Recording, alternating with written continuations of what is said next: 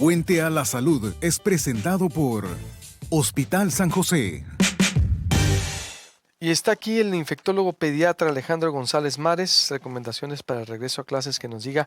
Buenos días, doctor. ¿Qué Bienvenido. tal? Muy buen día, muchas gracias. ¿Qué enfermedades tratan los infectólogos pediatras, por ejemplo? A ver. Bueno, en general, las infecciones son uno de los motivos más comunes en la consulta en general. No, también en pediatría es así.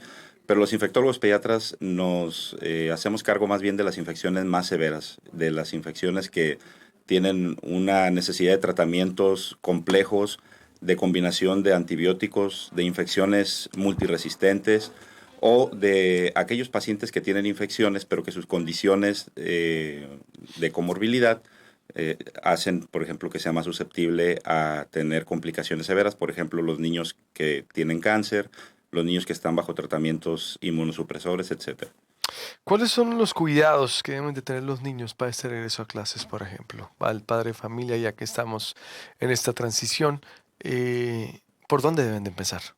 Bien, desde luego... De una manera más segura, ¿no? Para asegurar un retorno seguro. Para un retorno seguro, desde luego. Nosotros siempre debemos priorizar que el niño tenga una educación de salud desde casa, que el niño sepa cómo portar adecuadamente su cubrebocas, cómo estarse lavando frecuentemente las manos, evitar la cercanía con otros compañeros, es decir, siempre mantener el distanciamiento social en la medida de lo posible y aprender a esa nueva socialización que nos obliga en este momento la pandemia, el estar con un distanciamiento importante, ¿no? De 1,5 metros por lo menos.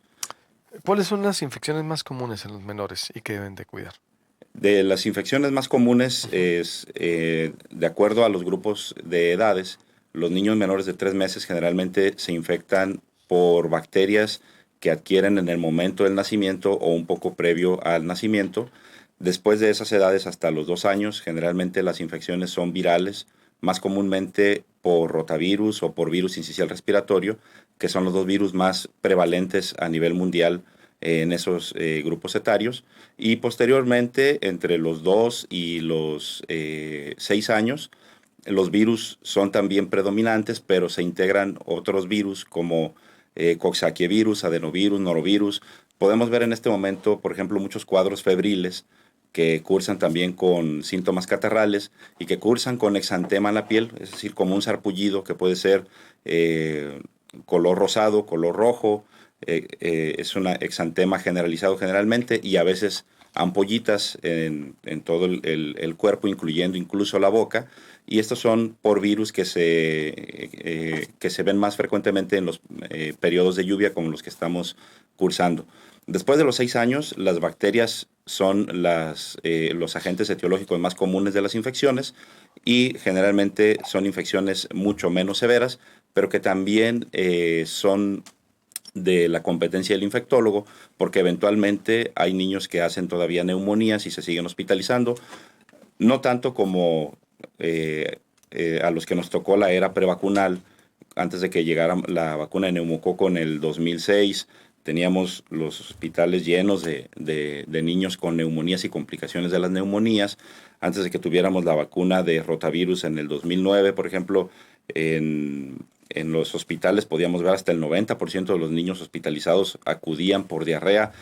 Esta epidemiología ha ido cambiando gracias a la vacunación y esto también, la epidemiología de las infecciones, desde luego, ahora se ha visto afectada por la pandemia que hemos estado teniendo, ¿no? Por ejemplo, hemos visto desplazamiento de las infecciones que presentábamos o que se veían más en diciembre, las comenzamos a ver este año hasta abril o mayo. ¿Cómo cuáles? Por ejemplo, las neumonías por sincicial respiratorio, que es un virus que es más común entre los meses de diciembre a febrero, y comenzamos a ver en abril y mayo sincicial. Rotavirus, tuvimos unos brotes controlables y no muy relevantes, pero hubo brotes aquí en la ciudad en el mes de mayo, y eso generalmente no lo veíamos. Rotavirus lo veíamos en enero, diciembre, enero, era cuando teníamos las más altas incidencias, y esto se ha estado observando a nivel mundial también. Hace una semana vi una publicación en una revista de divulgación científica, la más importante en pediatría, donde los investigadores hacían precisamente el reconocimiento de cómo la epidemiología de algunas infecciones se desplazó en cuanto a la incidencia. ¿Cómo prevenir todo esto? Por Bien. ejemplo, lo que está ocurriendo, es decir, este tipo de infecciones y cuáles son los cuidados que le recomienda para tener un niño sano. Bueno, para tener un niño sano, el niño debe ¿no? tener un buen descanso, debe tener actividad física, debe alimentarse adecuadamente e hidratarse bien. Con esas condiciones, en general, el sistema inmune puede ser suficiente para que haga un desarrollo adecuado de acorde a la edad.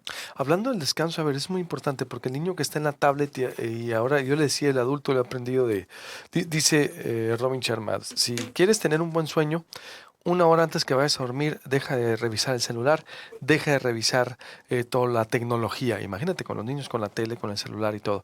¿Qué le recomiendas al padre para que el niño descanse? Porque hay otra también, el dulce, ¿no? Que comen en la noche. Porque si el niño no está bien descansado, imagínate cómo se levanta para el día siguiente. Aplica para el adulto, ¿no? Estoy hablando Sí, de los desde niños luego. adultos. Sí, claro. ¿Qué con eso? ¿Qué recomiendas? Porque estás de acuerdo que un buen sueño equilibra toda la salud. Bien, desde luego, hay muchas recomendaciones para que el niño descanse bien. Entre ellos, nosotros debemos generarles un hábito a los niños, es decir, marcarles los horarios que son para descanso, para juego, para alimentación, etcétera.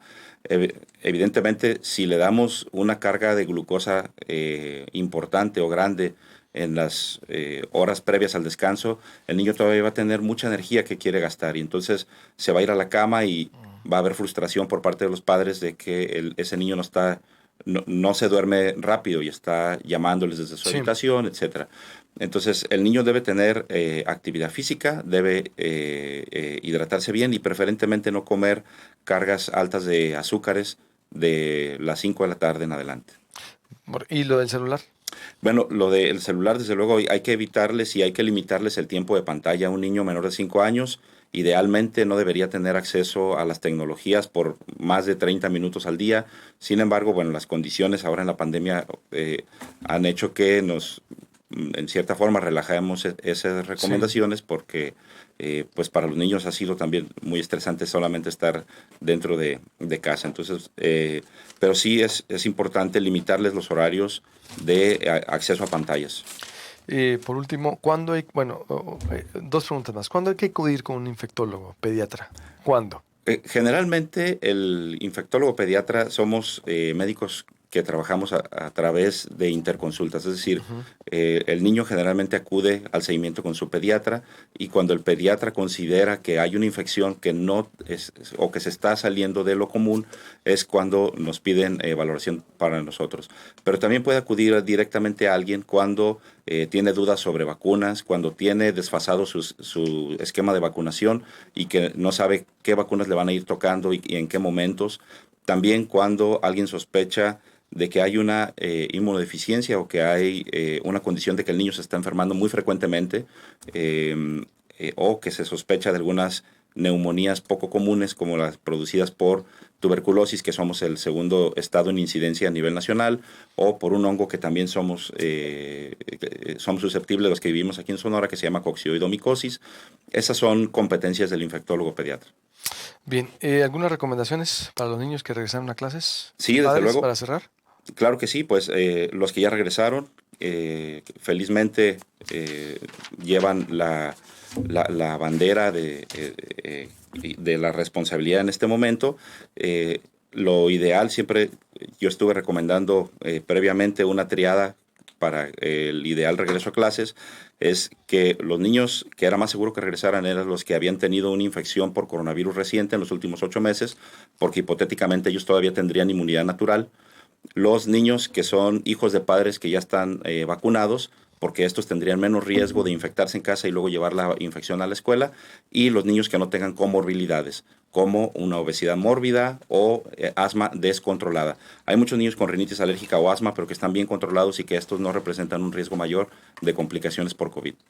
Gracias, doctor. Muy interesante su plática y todas las recomendaciones del doctor Alejandro González Mares. Él es infectólogo pediatra también del Hospital San José, con esta dualidad interesante. Gracias, buenos días. Gracias, buen día. Corte y vuelvo, secretario de Educación, y el regreso a clases. ¿Cómo le fue a usted?